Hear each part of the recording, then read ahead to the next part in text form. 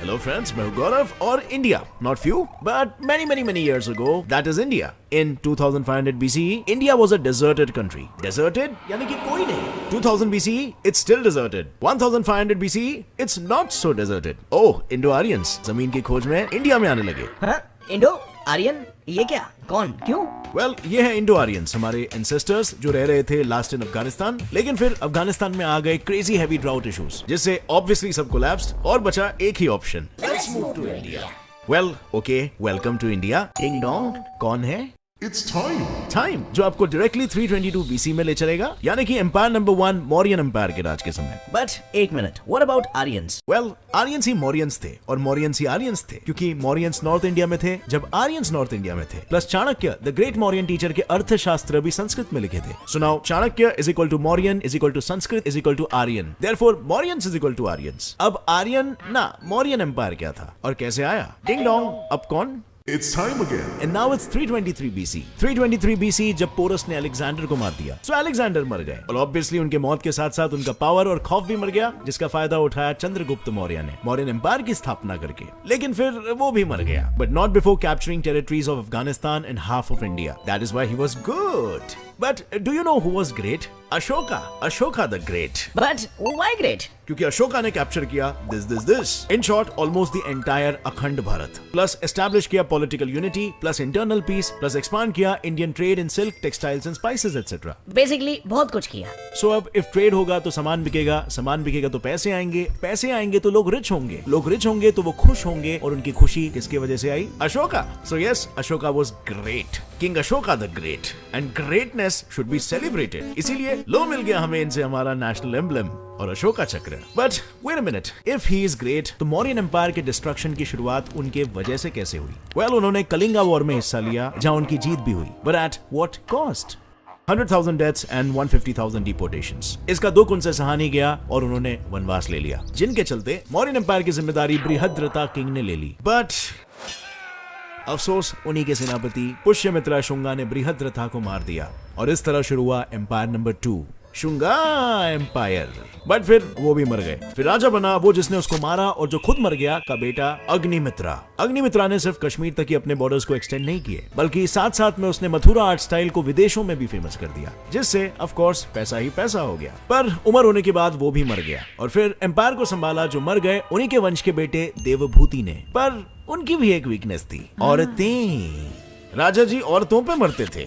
औरत का चक्कर बाबू भैया, औरत का चक्कर बहुत बेकार होता है. बेकार होता है नहीं, बेकार हुई शुंगा एम्पायर की किस्मत, क्योंकि एक अप्सरा के लालच में राजा जी अपना राजपाट कानवास डायनेस्टी के नाम कर अप्सरा जी के साथ हनीमून मनाने चल दिए.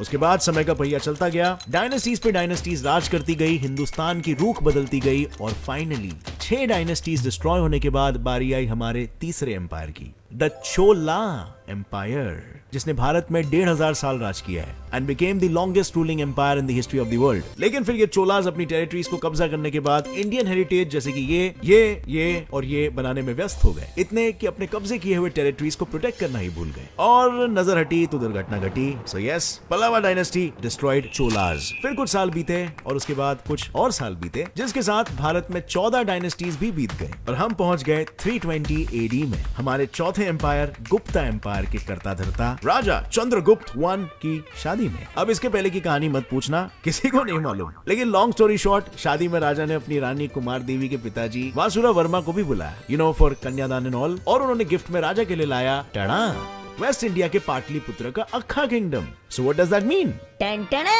It's Gupta Empire's time. Gupta Empire लाया भारत में साइंटिफिक और educational revolution, because of Kalidasa, Aryabhatta, Varaha Mihira and Vatsyayana and all, जिन्होंने संस्कृत लिटरेचर, मैथमेटिक्स वगैरह में बहुत तोड़ा और फोड़ा. लेकिन इनके राजा ने भी कम नहीं मरोड़ा. चंद्रगुप्त ने अपने गुप्ता एम्पायर को पाटलिपुत्र से आधे भारत में फैला दिया और फिर वो खुद फैल गए जमीन पर. जिसके बाद उनके बेटे समुद्रगुप्त ने राज संभाला. समुद्रगुप्त एके नेपोलियन ऑफ इंडिया अपनी शातिर तलवारबाजी के लिए जाने जाते हैं. इन्होंने कई युद्ध लड़े और लड़ते लड़ते कई मंदिरें भी बनाए, मल्टीटास्किंग करते करते, जैसे कि ये और ये। लेकिन फिर अफसोस, लड़ते लड़ते थक गए और एक युद्ध के दौरान उन्होंने वीर गति प्राप्त की। इनके बाद के सारे गुप्ता राजा चाय कम पानी निकले और हंस डायनेस्टी ने इन्हें घोट के निगल दिया बिना डकार के। या अब चलो हिस्ट्री में स्पीड लेते हुए और 13 डायनेस्टीज को पीछे छोड़ते हुए हम बात करेंगे उस एम्पायर की जिसने गुप्ता एम्पायर से कम और चोला एम्पायर से ज्यादा हिंदुस्तान की जमीन पर राज किया। हमारा 5वां empire, the eastern Ganga empire, जिनके राजा इंद्रवर्मा I ने ओडिशा से शुरू करके भारत में अपना राज यहाँ तक फैलाया। लेकिन ये एम्पायर भारत के लिए कुछ कर पाए उससे पहले कुछ दाढ़ी वाले हरा चादर ओढ़े भारत में जबरदस्ती घुस गए। Of course Mughals. So what does this mean? It's war time. 505 से 1950 सी तक वेस्टर्न गंगाज ने सिर्फ इनसे लड़ाई की। ये लड़ाई तो चल रही थी कर्नाटका में कावेरी रिवर के पास, लेकिन मीनवाइल भारत के बंगाल में 400 सालों तक राज करने आ गया था हमारा 6वां एम्पायर, द पाला एम्पायर। और फिर 1000 सी में होयसाला एम्पायर। नहीं, मैं गाली नहीं दे रहा। सो ईस्टर्न गंगा एम्पायर ने पाला को देखा और पाला ने होयसाला को देखा और सोचा दुश्मन का दुश्मन तो अपना दोस्त है ना, और लो तीनों लग गए इन दाढ़ी वालों पे गैंग बैंग करने। लेकिन फिर 1950 सी में दिल्ली के सुल्तान फिरोज शाह तुगलक ने ये देख के बोला ऐसे कैसे, और एक सिटी बजा के ओडिशा पे हमला बोल दिया। So now the scores are Mughals 1, Ganga empire 0, plus also Mughals 1, Pala empire is equal to 0। हाँ, वो भी हार गए। But wait, we still have Hoysala empire. लेकिन फिर एंट्री हुई रणवीर सिंह अलाउद्दीन खिलजी की, और उसने भी बोला ऐसे कैसे। And so now the scores are Khilji 1, Mughal 1+1 and Hoysala, Pala and Ganga is equal to 0-0-0। हाँ, इसके बाद कुछ ऐसा ही हाल था हमारे देश का, क्योंकि अब हिंदुस्तान पर लहरा रहा था हरे रंग का मुगली और खिलजी झंडा, क्योंकि दौर आ गया हिंदुस्तान के 8वें और 9वें एम्पायर्स का, the Mughal and the Khilji empire. Talking about the great Khilji empire, Alauddin Khilji ने इंडिया के डेवलपमेंट के लिए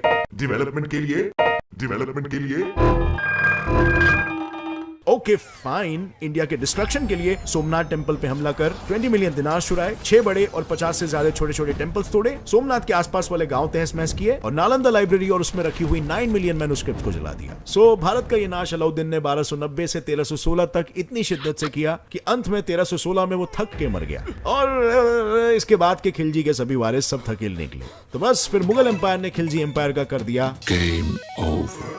लेकिन no, the game was still on, because Mughal empire ने भी कभी नहीं किया किसी को इंस्पायर। पानीपत के फर्स्ट बैटल से बाबर बन गया हिंदुस्तान के तख्त का राजा, और यहीं से शुरू किया मुगलों ने 300 साल तक बजाना हमारा बाजा। सो बाबर के वंशज थे हुमायूं, अकबर, जहांगीर, शाहजहां, आलमगीर, औरंगजेब और 18 नाम है, और इन सबका भारत में योगदान है हिंदू टू मुस्लिम धर्म परिवर्तन। नहीं बदले तो टैक्स भरवाना यानी कि जिजिया सिस्टम, और किसानों से उनकी ही जमीन के लिए भारी टैक्स वसूलना यानी जमींदारी सिस्टम, और हाँ 2 आविष्कार भी, गन पाउडर ऑफ कोर्स, वरना हिंदुस्तानियों को डराएंगे कैसे, एंड बिरयानी, हाँ यम। अब हिंदुस्तान में मुगल के 300 सालों के बाद हिंदुस्तान जैसे पूरा हरा हो चुका था, फिर अचानक से आसमान में फिर से केसरी ध्वज लहराने लगा। एंट्री हुई महाराज छत्रपति शिवाजी भोसले, सन ऑफ शाहजी मालोजी भोसले, जिन्होंने ज्यादा कुछ नहीं बस हमारे हिंदुस्तान के मैप को ऐसे से ऐसा कर दिया और स्थापित कर दिया 10th empire, the Maratha empire. Meanwhile, Hi morons, we are British from the Great Britain, greater than you,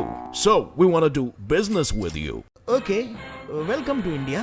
Meanwhile in Lahore, present day Pakistan, past day Hindustan, war चल रहा है। एक तरफ 11th एम्पायर के पंजाब के शेर महाराजा रंजीत सिंह, जो बाय द वे 17 साल के हैं, और दूसरी तरफ अफगानी सीख कबाब Zaman Shah Durrani, and the winner is 17 साल के महाराजा रंजीत सिंह। सो अब सब खुशी के दिए जला रहे हैं, पटाखे फूट रहे हैं, खुशी का माहौल है, लेकिन फिर अचानक ओ नो, हमसे बिजनेस का हाथ मिलाने आई अंग्रेज हमारा गला घोटना शुरू कर दिए। अब पूरे भारत में इनका नीले रंग का विष चढ़ने लग गया, which means what again? That's right, it's war time. But this time the war is all over Hindustan. And the status is, Punjab में पंजाबी शेर 17 साल के महाराजा रंजीत सिंह ने कई बार अंग्रेजों को धोबी पछाड़ हराया। लेकिन एक मिनट, महाराष्ट्र में मराठा एम्पायर का तीसरा हाथ, पेशवास का आखिरी रूलर पेशवा बाजीराव 2, अफसोस ब्रिटिश ईस्ट इंडिया कंपनी से जंग में हार गया। और एक मिनट, पंजाब में भी अब फर्स्ट एंग्लो सिख वॉर में सिख आर्मी हार गई। So that means war is over and suddenly our India, our motherland, is completely blue. And so it's the start of the last 12th Indian Empire, the British Empire. इन अंग्रेजों के भारत में कुछ बहुत ही उम्दा contributions थे, जैसे zamindari system, commercialization of agriculture, economic depression, Jallianwala Bagh massacre, India's partition in World War II, etc. etc. But चलो थोड़ा सा क्रेडिट दे देते हैं, जैसे कि सीरियसली इन अंग्रेजों के भारत में कुछ contributions उम्दा थे, जैसे कि railway system, abolition of caste system in Sati, updating India's education system, establishing democracy and last but not the least India को इंडीड इंडिया बनाना। लेकिन इतने में हम में से एक आदमी की सनक गई और उन्होंने बोला ऐसा नहीं चलेगा, अब मैं तब तक अनशन करेगा जब तक ये गोरे यहाँ से कट नहीं लेते। और फिर आए एक और एक आदमी जिनकी इनसे भी ज्यादा सनक गई और उन्होंने बोला अब यहाँ से जाते हो कि मैं मारू खींच के। एंड कांग्रेचुलेशंस, 15 अगस्त 1947 से लेकर आज तक हम, हमारा देश और हमारे देश के सभी देशवासी खुली हवा में सांस ले रहे हैं। Well, at least March 24, 2020 तक। Cats and Fly signing off.